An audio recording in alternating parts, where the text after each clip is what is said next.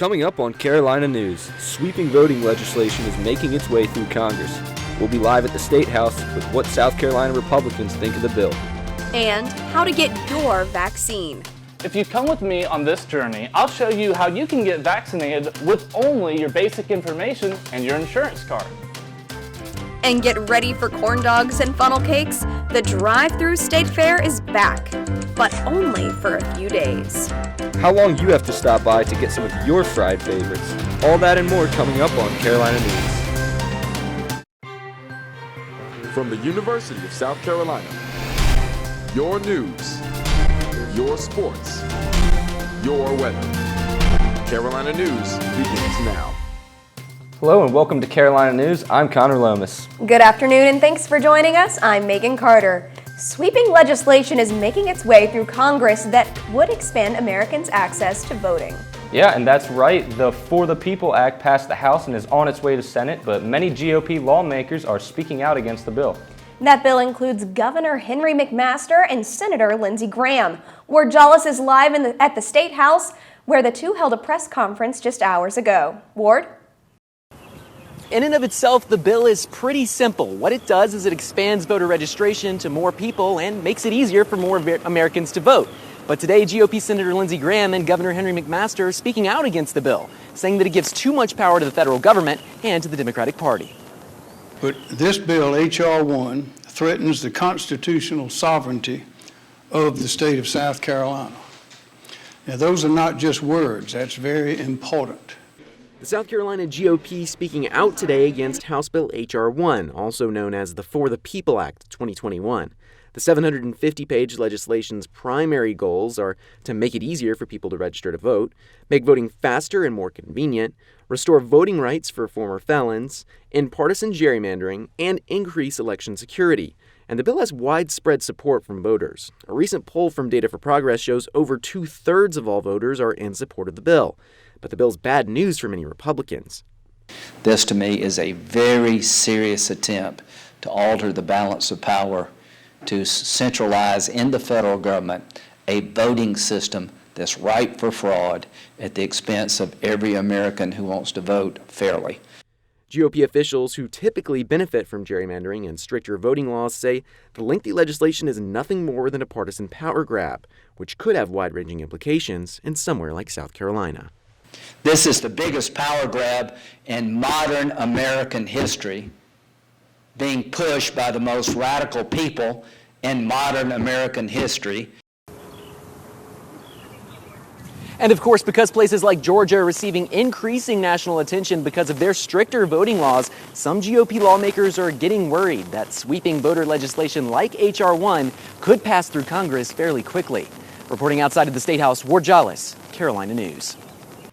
Thanks, Ward. Lawmakers are under pressure at the State House before a key legislative deadline on Thursday. The deadline makes it harder to take up issues with a lot of opposition.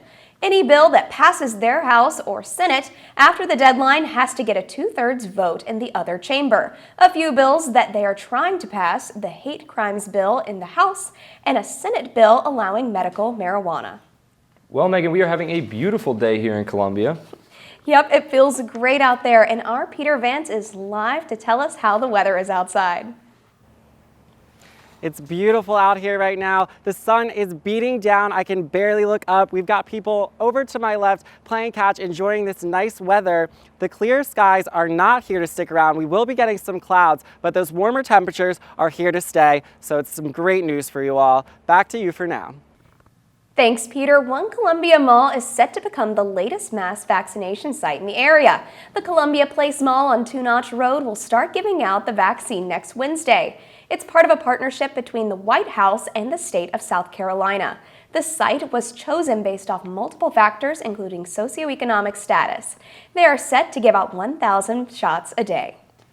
With more people eligible to get vaccinated, you may be wondering how you can register for a vaccine. With 3 different vaccines and many different healthcare providers carrying vaccines, the process can be daunting. Yes, it can, but our own Dylan Leatherwood wanted to take a look at how to register, at least for one healthcare provider, in a step-by-step tutorial. Dylan is breaking down how to get vaccinated with Prisma Health. If you come with me on this journey, I'll show you how you can get vaccinated with only your basic information and your insurance card. Today, we're going to schedule our COVID-19 vaccine through Prisma Health. After loading their website, click on My Chart. We're starting from scratch with no activation code. From there, create a Prisma account with just your basic information. With our account created, it's time to schedule our appointment. Click on Menu and click on COVID-19 Vaccine Scheduling. This is your chance to pick the time and location of your vaccine appointment. For this next part, you will need a physical copy of your insurance card. Prisma needs the information and a front and back picture of the card. After that, you can save these settings to make the second dose even easier to schedule. After you make sure you have your license, the only thing left is to hit the road. As we navigate the cones, my heart's racing. I'm not a fan of needles, however, it ended up being painless. Pretty bad arm soreness tomorrow, okay? It's gonna kind of feel like somebody's hauled off and punched you real good in the arm, okay? Okay. Some people experience flu-like symptoms, but not very many. And you're all set. Oh, that was easy. See? Kayla Harby, a volunteer for the National Guard, says the paperwork can get a little tedious, but overall, the system is very user-friendly. It seems like it's run pretty smoothly and all the registers really know what they're doing. So that's really cool. Like like all the registers I've worked with are like super amazing. Now that I got my card, it's time for the easiest part of all. Make sure you drink plenty of fluids today, stay hydrated, and eat some food, okay? You don't have to tell me twice.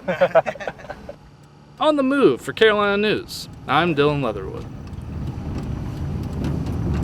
Dylan was able to register and get vaccinated in the same day, and the entire process only took about 30 minutes. If you would like to schedule a vaccine appointment or have any questions or concerns about the vaccine, you can visit DHEC's or Prisma Health's website to learn more. Here in South Carolina, all people over the age of 16 are eligible to get the vaccine, and now President Biden wants the rest of the country to catch up sooner than expected. The president just announced that every adult will be able to get the COVID vaccine by April 19th. That's 2 weeks earlier than the past deadline of the 1st.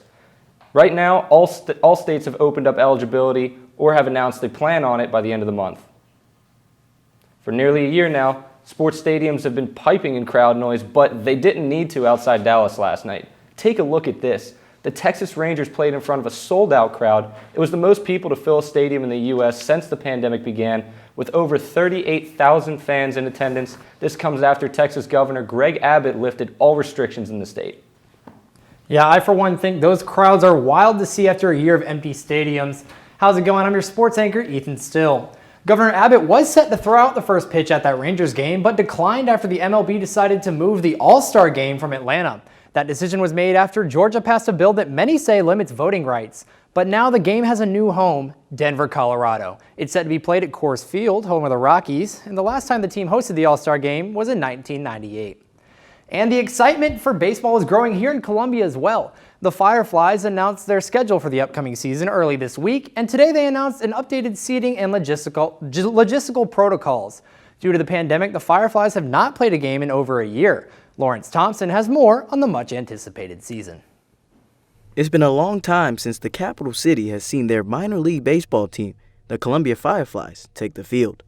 The Kansas City Royal Low A affiliate has not played a baseball game since September 1st of 2019. Broadcast and Media Relations Manager John Kosis Jr. says the wait has been long, but he's excited to get back to some baseball. It was really tough, and if I'm being completely honest, I moved here in February of last year to become the broadcaster for the Fireflies. So I moved here now 14 months ago, and I have yet to call a Fireflies game. I'm really excited to call one as the broadcaster of the Columbia Fireflies, and that's coming up in less than a month now.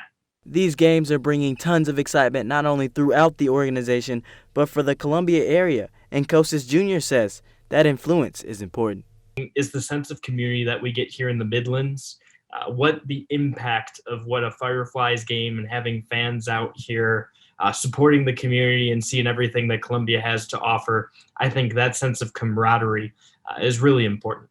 With games starting in about a month, business will start to pick up around the area, but specifically here at Segra Park. Fans will finally be able to see some baseball.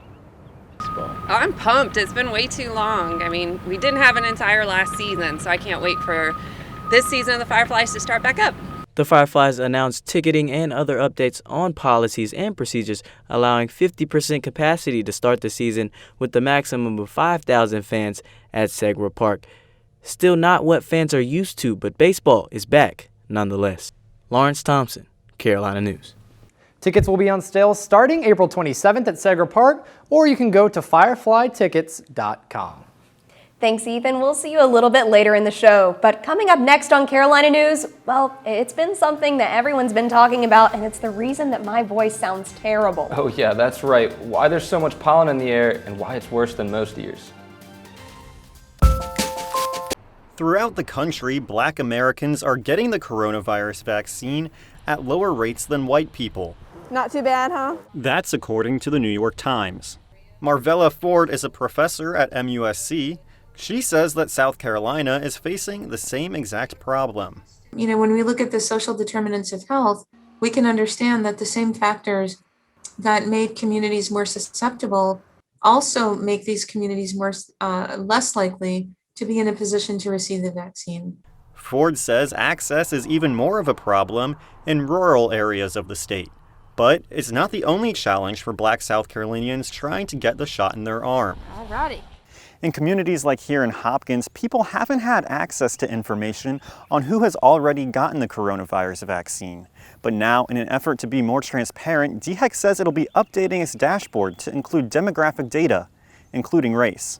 Lawrence Moore lives in Hopkins. He says that people he knows don't trust DHEC. With a history and with experiences that people can call on, memories and understandings that they learn from others, create distrust.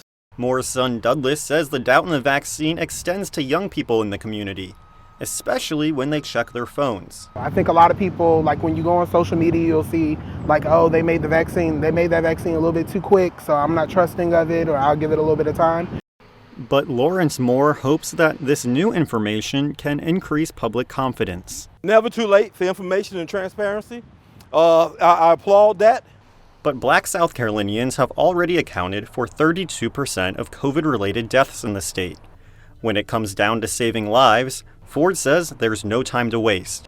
We need to get the COVID-19 vaccine because we are the most vulnerable group. We cannot afford not to get vaccinated. Our lives depend on getting the vaccine. DHEC says they will update the dashboard in the next few weeks. For Carolina News, I'm Spencer Buckler.